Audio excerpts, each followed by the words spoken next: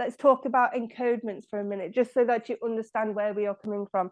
So encodements, so in your systems, Gerald, you have negative codes and you have positive codes. When you are looking at the internal integration of higher divinity and higher light, that is a positive code. You are trying to embed more positive codes into your body, into your structure, into your etheric energy systems.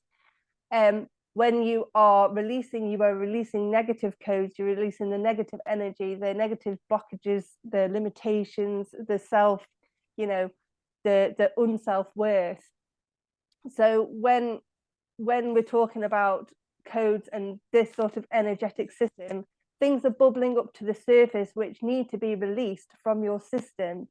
And it is necessary for you to become aware of these bubbles. And, you know, when these things bubble up and arise into your systems, you need to become aware of them and energetically release them.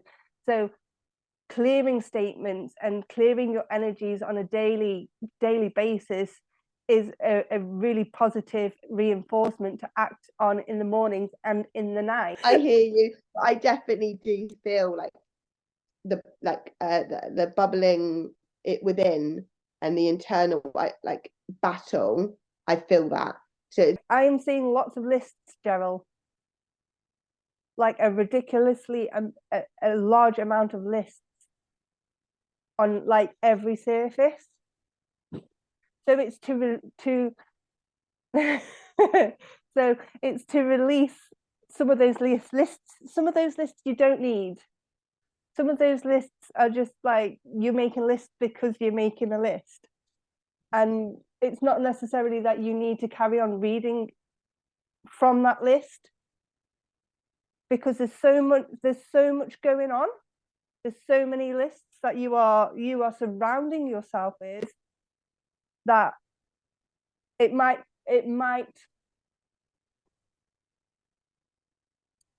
there's yeah, I'm just getting the energy that it's just like impounding yourself.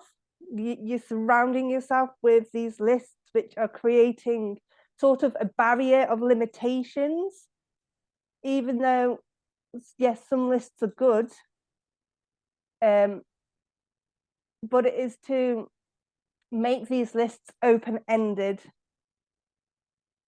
where yes, you can have a structured divinity and yes, you can structure it out,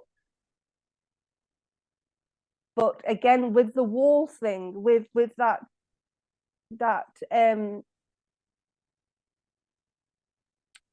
structure, it's not to make a roof on it. So just maybe I'm getting like not do so many lists, but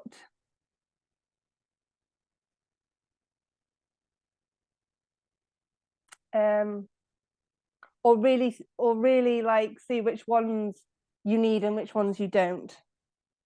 There was a moment where it said about not needing as many lists, and to stop. And again, it's really odd because last night I created my notes app on my phone is disgusting at this point. Like it is awful. And I actually said to myself yesterday, I joke a lot, and I've said it for years. It's something that me and my partner used to say all the time to each other, is you're hindering me from helping you.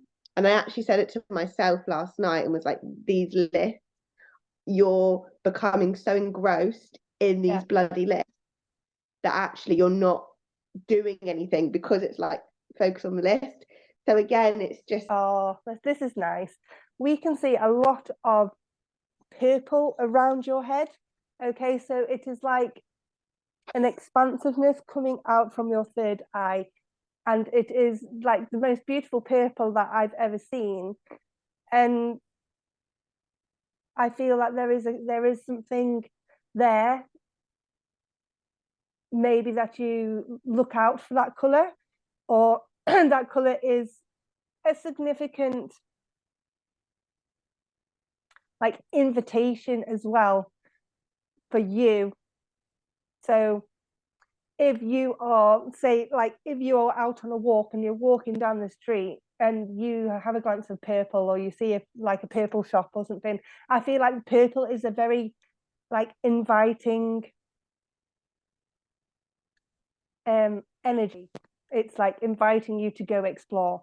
And they were speaking about purple, and it's so stunning for me that every single reading type of thing I've ever had, purple has always come up. So every single time it's just like such a reassurance. But it was interesting to say, to hear, sorry, that when I'm out and about, whenever I see purple, that's sort of an invitation, because I think I acknowledge it definitely, but I never follow it through. And whilst that was being said in my head, it was like I was on a path, and my brain was saying to me, okay, next time you see something purple, go towards, just see what it is. Obviously, stay safe, but see what it is. Yeah. You know, if it's a coffee shop and it's purple, go in. Because it was sort of saying to me that the opportunity is in there. Yeah. Yesterday, I did a sound bath session on YouTube, and the next video that came up was the vagus nerve. It was purple. I'm pretty sure something in the eye was purple, which is what drew me to it, which is very interesting that in this reading, I guess, they were saying that purple is really inviting me in. So to remember back to that last night, and then the nervous thing, I'm like, okay, okay, I hear you. But as in the way they were explaining things, that is from a whole other place. Like I was understanding and I was getting it completely, but I was also like, yeah, this is from a different plane. Right. This information. Obviously, I'm a person. As if, so I really did feel like as if maybe I was like a book. I almost felt open, like in that moment I've just felt very open, but not in like a vulnerable. It was none of that. It was just felt very, it just felt like someone really ancient from like another world. It's the only way I can describe it, but one of those real high trustworthy people that would have been in another realm. And it just felt very calming. I felt very connected, as I said, like my head felt connected. I felt very connected in my body. So that was really, really interesting. But I would say more on like a divinity. It felt whoever was coming through, it felt very divine. Yeah. Okay. I found it fascinating how this was delivered. Really, it's an experience as well. Like yes. Yeah.